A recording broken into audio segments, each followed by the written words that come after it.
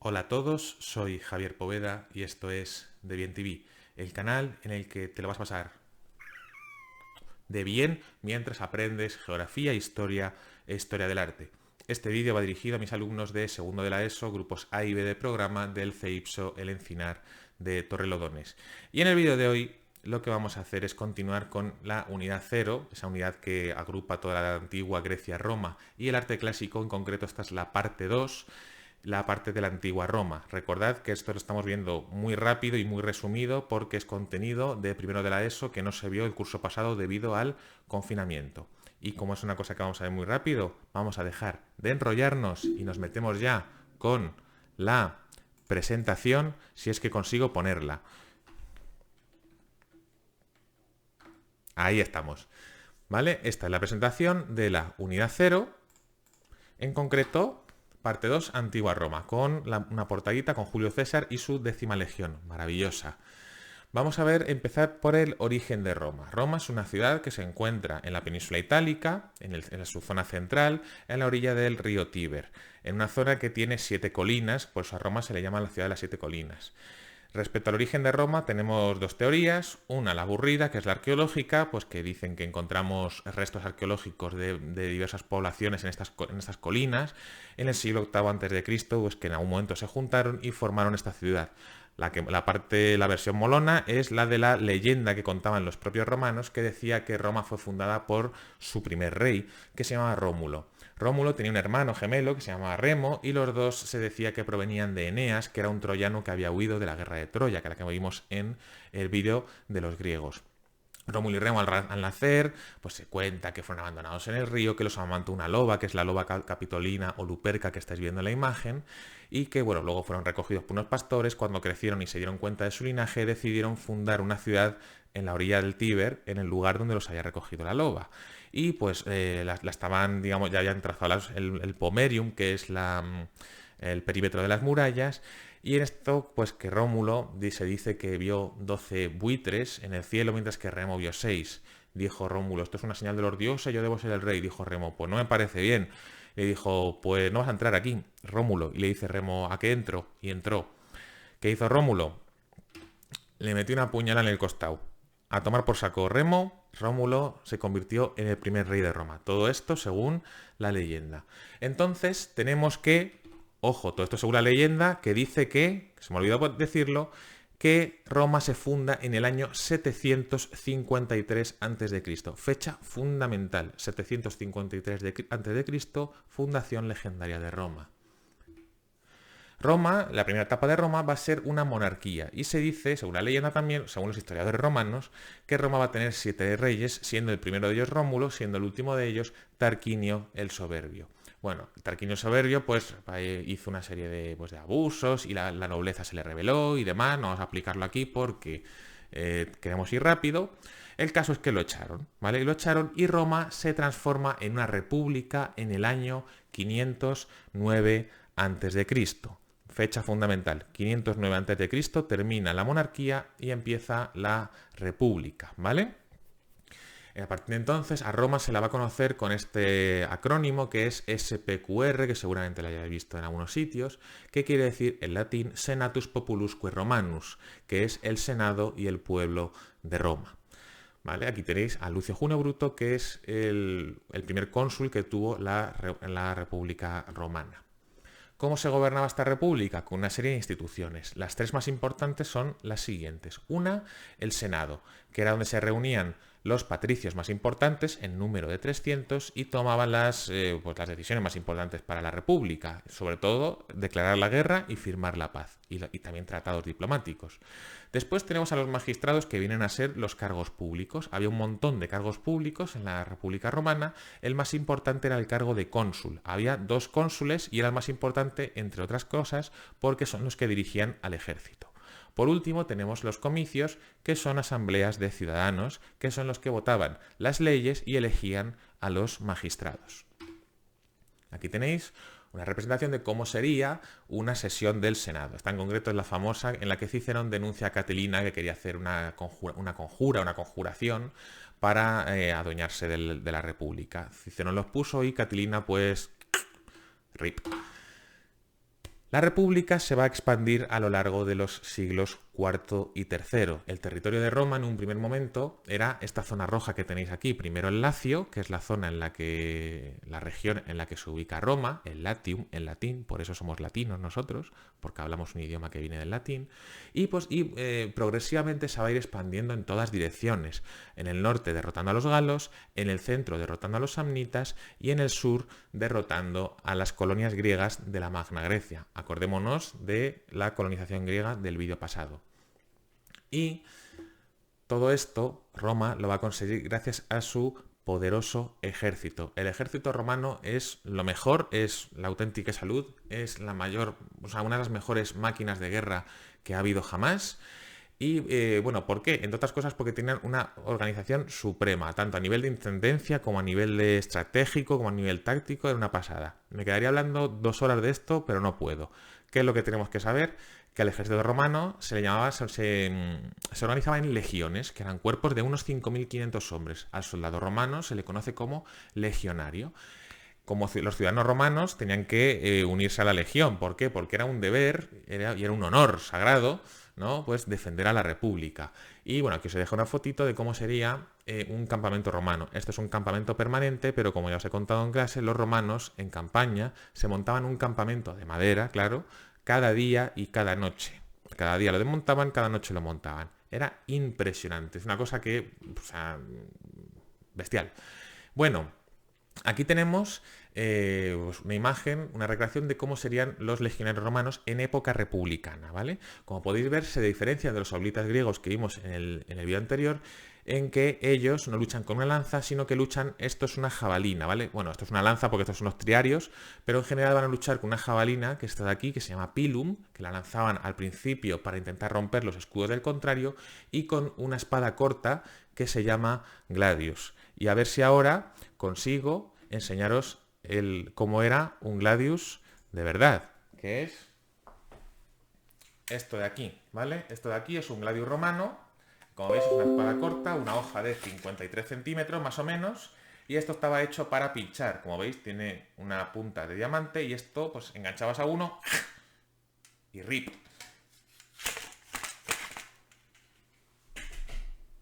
Maravillosa arma. Vamos a volver a la presentación. Magnífico.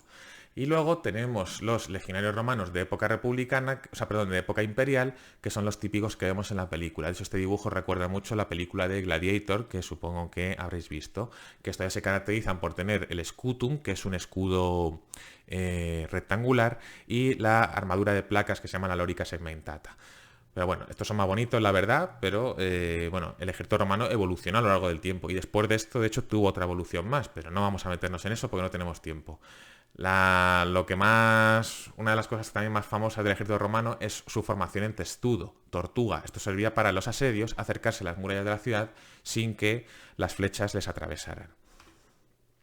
Y bueno, esto en clase ya vimos, si queréis ver cómo actuaba, una recreación relativamente bastante bien hecha a nivel histórico. Hay una escena de la película La Legión del Águila en la que los legionarios combaten contra los pictos, que os recomiendo ver. Si la queréis ver la tenéis en el... No te pongas, en el YouTube. La República va a entrar en crisis en el siglo I a.C. ¿Por qué? Porque se expandió tanto a lo largo del Mediterráneo que llegaron un montón de riquezas a Roma. Esta riqueza se repartió de manera desigual, lo que pasa siempre. Los ricos cada vez tienen más dinero y los pobres cada vez tienen menos. Esto va a originar conflictos sociales, ¿vale? Entre los patricios, que son los ricos, y los plebeyos, o los populares, que son los... que son pues, los pobres. Y esto también va a ocasionar que el ejército tenga cada vez más importancia y van a surgir caudillos militares, Dios mío, estoy hecho polvo, entre los cuales va a destacar el dios que es este aquí, bueno, dios le llamo yo, pero era un nombre de carne y hueso, que es Cayo Julio César. Julio César fue un cónsul que fue elegido en el año 59 y que va a destacar en la historia de Roma por conquistar la Galia. La Galia es lo que hoy en día vendría a ser Francia y parte de Bélgica, ¿vale? Julio César, después de conquistar la Galia, lo que va a hacer es que el Senado le pidió que licenciara a sus tropas, César va a decir que no y se va a enfrentar contra el Senado con el apoyo de los populares, ¿no? Mientras que el Senado era apoyado por los patricios. Esto va a originar una guerra civil en la que Julio César va a salir victorioso. Una vez que gana, Julio César se va a nombrar a sí mismo dictador. Dictador quiere decir cónsul único, ¿vale? No tenía esa connotación negativa que tiene hoy en día la palabra dictador. Y además va a ser dictador vitalicio. Esto que pone aquí de senador está mal, es dictador vitalicio, o sea, de por vida. ¿Qué es lo que va a pasar? Que los senadores van a pensar que dice, ostras, dictador vitalicio, esto es lo mismo que ser un rey. Y nosotros hemos jurado, los romanos no querían tener un rey nunca más después de la experiencia que tuvieron al principio. Por lo tanto, lo van a asesinar en una ocasión que César acude al Senado. ¿Vale? ¿Cuándo lo asesinan? Fecha fundamental, en los idus de marzo, que corresponde al día 15 del año 44 a.C. Vamos a ver algunos episodios de la vida de César. Aquí tenéis a Vercingétorix, que era el caudillo de los galos, cuando se rinde ante Julio César. Esto es un cuadro moderno, evidentemente, y es la escena en la que se aparecen las fuentes que Vercingétorix arroja las armas como símbolo de rendición ante los pies de César. Y luego, bueno, aquí os he puesto un par de cosas más. Hubo durante la Guerra Civil, justo antes de la Guerra Civil, hubo un triunvirato, que es un gobierno de 3 personas, entre Julio César, Pompeyo y Craso. A Craso lo mataron los partos haciéndole tragar oro fundido, y a Pompeyo lo mataron los egipcios cuando huía después de que César lo hubiera derrotado en la Guerra Civil, porque Pompeyo iba con el Senado. Y pues le ofrecieron la cabeza de Pompeyo a César una vez que César desembarcó en Egipto, cosa que a César, por cierto, no le hizo ninguna gracia. Y esto es una representación de la muerte de Julio César en el Senado, con todos los senadores, estas ratas, pues le metieron, no sé, pues una veintena de puñaladas, ¿vale? Y César ahí pues murió el pobre tapándose así la cara, diciendo, oh, bueno, luego os cuento más sobre esto.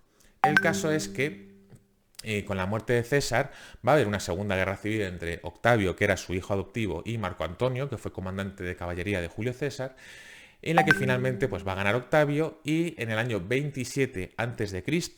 se le va a nombrar Augusto, o sea, elegido por los dioses. Esta fecha, 27 a.C., es la que se considera como el inicio del Imperio Romano y el fin de la República. En el Imperio Romano va a gobernar el emperador, ¿vale? Se van a mantener las instituciones de la República, pero digamos de una manera ficticia, o sea, no van a tener poder efectivo, sino que todas las decisiones las va a tomar el emperador. Es en esta época cuando el Imperio Romano alcanza su apogeo, ¿vale? En el siglo I y II después de Cristo, que es lo que se conoce como Pax Romana. Va a haber una gran prosperidad económica porque se van a acabar las guerras, se va a desarrollar el comercio, se va a desarrollar también la red de calzadas de Roma. Esta calzada es la que está en la Sierra de Gredos, ¿vale? Se puede visitar, se puede ir a caminar por allí. ¿Vale? Y bueno, aquí os he puesto pues que van a integrar a los habitantes del imperio otorgándoles la ciudadanía con el edicto de Caracalla del año 212, pero bueno, eso no me importa tanto. Y bueno, el imperio a partir de ahí va a tener una serie de problemas, sobre todo por las invasiones externas. Aquí tenéis una foto del muro Adriano, que es un muro que se encuentra en Gran Bretaña y separaba el territorio de la Britania romana de lo que era la Escocia de los pictos. En la película, esto es la zona en la que se desarrolla la escena de la película que os he puesto antes de la Legión del Águila. Aquí tenemos un mapa del Imperio Romano en su máxima extensión, que fue en época de Trajano, en concreto en el año 117 después de Cristo. Podéis ver que ocupaba toda la costa del Mediterráneo, incluso llegaron hasta Britania, Egipto y la zona de Mesopotamia y Armenia. Esto fue la mayor cantidad de terreno que consiguieron amasar los romanos. Después de aquí fueron cuesta abajo y sin frenos. Aquí tenemos, por ejemplo, pues cómo sería una reconstrucción facial en base a las esculturas que hemos encontrado de cuál sería el aspecto de los emperadores romanos. ¿Vale? Los emperadores romanos hasta Carino y Numeriano, que es el siglo III después de Cristo. ¿Vale? Para que veáis que son gente normalita. ¿Cómo se gobernaba este imperio tan extenso? Pues esto también se hacía en la República, pero sobre todo vamos a verlo en el imperio, que se organizaba por medio de provincias. Una provincia es una demarcación territorial que estaba bajo el gobierno de un gobernador, como su propio nombre indica. ¿Vale? Había pues un montón de provincias y de hecho el número de provincias fue variando a lo largo del tiempo, ¿vale? Pero más o menos aquí tenéis un ejemplo en el año, como he visto antes, 117 después de Cristo. La sociedad romana era una sociedad esencialmente urbana, ¿vale? La mayoría de la gente vivía en ciudades y las ciudades romanas, todas las que se fundaron nuevas y las que ya había, presentaban una misma estructura, una base. Lo primero, un plano ortogonal, o sea, en cuadrícula. Si os fijáis, todas las calles se cortan en ángulo recto. Y luego todas las ciudades tenían, por supuesto, una muralla y dos calles principales, que son muy importantes. Una es el Cardo, que va de norte a sur, y otra es el Decumano, que va de este a oeste. Bueno, de este a oeste sería así. Donde se cruzaban, en la intersección, se abría una plaza central muy amplia que se denominaba foro, alrededor de la cual estaban los edificios más importantes, como puede ser aquí, por ejemplo, tenemos la basílica, la curia y varios de los templos. Y el resto pues eran viviendas como esta es la vivienda en la que vivían pues la gente pobre, en las ínsulae, que eran edificios de pisos, mientras que los patricios pues vivían en domus, ¿no? en mansiones. Y aquí tenéis una reconstrucción de la ciudad de Valencia, que es la Valencia nuestra, en la que, si os fijáis, se puede apreciar la muralla, el Cardo, el Decumano y el Foro. Como todo imperio, pues tiene su apogeo y tiene su fin. El inicio del imperio, de la crisis, del final del imperio, va a empezar en el siglo III después de Cristo, por varios motivos.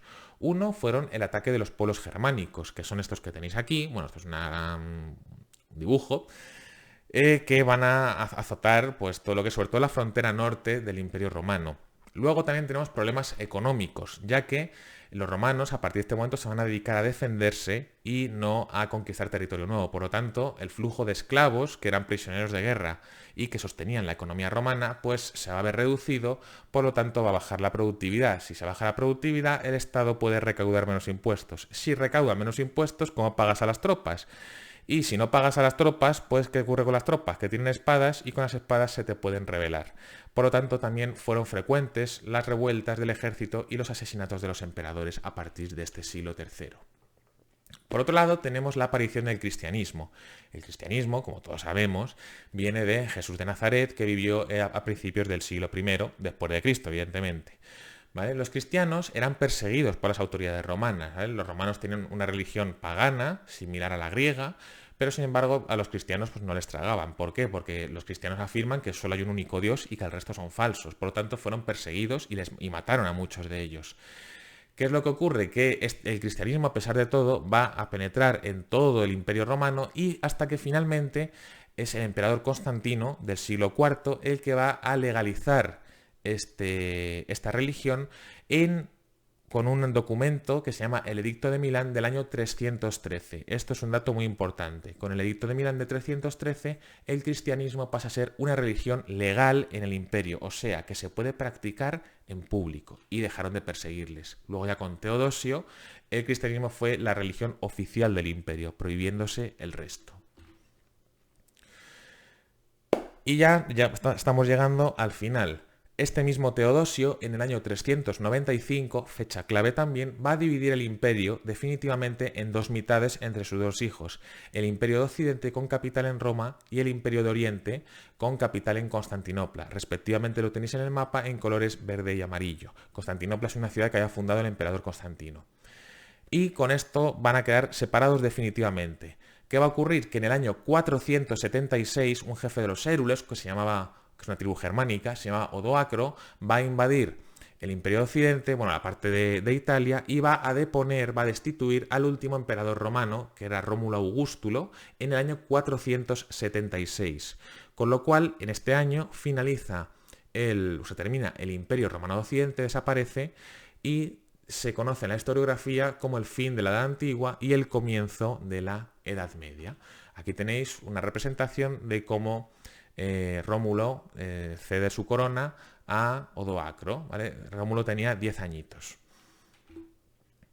Y ahora vamos a hablar un poquito más de lo que nos toca, ¿no? Que es la Hispania romana. Los romanos van a llegar por primera vez a Hispania en el año 218 a.C. en el contexto de las guerras púnicas. Las guerras púnicas son unas guerras que tuvieron los romanos con los cartagineses, a los cuales los romanos los llamaban púnicos. Los cartagineses son un pueblo que habitaba aquí en el norte de África, con capital en la ciudad de Cartago, de ahí su nombre. La Segunda Guerra Púnica es una invasión que lanza Aníbal Barca, que es un general cartaginés, y que va a atravesar los Pirineos y los Alpes con sus elefantes y va a arrasar con el ejército romano en 4 ocasiones, incluida la maravillosa batalla de Cannas, que es una genialidad estratégica de Aníbal, que era una máquina. Bueno, pues dentro de este contexto, no vamos a contar la guerra porque es un poco larga, pues los romanos van a atacar las bases cartaginesas en Hispania y van a desembarcar por primera vez en ella en el año 218, como ya hemos dicho, en la ciudad de Emporión, que si nos acordamos es una colonia griega. Y con esto, y una vez que Bueno, venga, vamos a contar los dibujitos. Aníbal cruzó los Alpes con unos elefantes, ¿vale? Traía elefantes en su ejército. Se le murieron todos menos uno, y el que quedó se murió poco después de bajar de los Alpes. Una lástima. El caso es que... ¿Por qué estoy en la misma diapositiva? ¿Vale? Después, o sea, una vez que los romanos derrotan a los cartagineses, se van a quedar con la costa sureste de la península ibérica, ¿vale? Y los romanos, a lo largo de los 2 siguientes siglos, van a ir avanzando, conquistando progresivamente el resto de la... pues el resto de la península, ¿vale? Esto va a ser esta zona de aquí en naranja clarito con, bueno, después de las guerras celtibéricas, donde está el famoso episodio de Numancia, y ya lo último de arriba en las guerras cántabras va a ser en la época de Augusto, ¿vale? El famoso asedio de Numancia es un episodio dentro de estas guerras celtibéricas en la que Numancia, que era una ciudad que está en Soria, le opuso una resistencia brutal al ejército romano, que no le quedó otra que asediar la ciudad. Hicieron una empalizada, una doble empalizada que rodeaba la ciudad entera, ¿vale?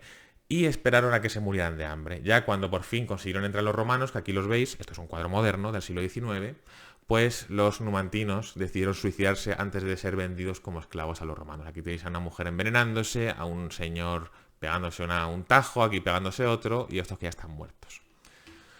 ¿Vale? La Hispania romana se va a dividir en una serie de provincias, ¿vale? Que van a variar a lo largo del tiempo. Si os acordáis, cuando hablábamos del imperio, sabíamos que el territorio se organizaba en provincias. En un primer momento, cuando los romanos solo controlan el sur y el este, va a haber 2 provincias, la citerior, bueno, la quiterior que se le diría, y la ulterior. Posteriormente, una vez que conquistan toda la península, se va a dividir el territorio en 3 provincias, la lusitania, la bética y la tarraconensis. Y ya en la época del Bajo Imperio, a partir del siglo IV, la tarraconensis se va a dividir en 3. La tarraconensis, la galaecia y la cartaginensis, ¿vale? Mientras que la lusitania y la bética se mantuvieron. Por lo tanto, en un primer momento tenemos 2 provincias, luego tendremos 3 y finalmente tendremos 5. ¿Qué nos dejó bueno los romanos? La romanización. La romanización es la asunción de la cultura y las costumbres romanas por parte de los pueblos conquistados. Y eso es algo pues, que vivimos hoy en día, todavía, las consecuencias. Por ejemplo, se adoptó el latín, sabéis que el castellano es una lengua que deriva del latín, se adoptó el derecho romano, que es la base de nuestro derecho, que se sigue estudiando en la facultad si hacéis de la carrera de derecho, y bueno, esto es una ley que las leyes se grababan en planchas de bronce y se exponían. Y por último el calendario que usamos nosotros de enero a diciembre es el calendario que usaban los romanos y que pues acabó calando entre nosotros. Y ahora vamos a ver también pues como parte de esa romanización es la fundación de ciudades romanas con sus correspondientes edificios. Aquí tenemos anfiteatros, que eran lugares en los que se celebraban combates de gladiadores y de barcos, que se llaman naumaquias. Este es el anfiteatro de Tarraco, que es la actual Tarragona. También hicieron teatros para representaciones teatrales. Este es el famoso de Mérida, Emerita Augusta. También hacían acueductos para transportar agua a las ciudades. Este es el famosísimo acueducto de Segovia, que imagino que habréis ido todos, y si no, no sé a qué esperáis. Tenemos también murallas, como esta que es la muralla de Lucus Augusti, que es de Lugo, que se conserva en su totalidad el perímetro entero, lo cual es bastante curioso, porque normalmente las murallas se suelen derruir. Tenemos puentes, como el puente de Alcántara, que se encuentra en Cáceres. Tenemos también, bueno, pues restos de ciudades. Esta, por ejemplo, es muy conocida, la de Itálica, que está en Santiponce, provincia de Sevilla, y en la que se nos han conservado, fijaos, estos maravillosos mosaicos en el suelo. Tenemos también que los romanos sacaron un montón de oro y de otros metales como la plata en la península ibérica. Estos son las médulas que se encuentran en León y son esta curiosa orografía, es los restos que han quedado después de que los romanos hicieran mogollón de túneles para sacar todo el oro que había en esta zona, que era bastante rica en dicho metal. Y con esto hemos terminado, con esta imagen del Coliseo romano, el anfiteatro Flavio. Así que vamos a volver a hacer magia. Ton, ton, ton. Muy bien, así que espero que este vídeo os haya gustado, a pesar de ser un poquito rápido, pero bueno, ya sabéis las limitaciones que tenemos. Aquí tenemos una maravillosa frase de Julio César: tu quoque, fili mi, tú también, hijo mío. Se dice que César dijo esto cuando en el Senado lo iban a apuñalar y entre ellos se encontraba su hijo adoptivo, que se llamaba Bruto. Qué miserables eran. Pero bueno, ¿qué le vamos a hacer? Lo dicho, espero que os haya resultado interesante y nos vemos en el próximo. Si tenéis alguna duda, como siempre, podéis escribirme a mi correo por mensaje en el aula virtual, o bien, pues también podéis seguirme en mi Instagram, que me hace ilusión. Nos vemos en el próximo. Un saludete.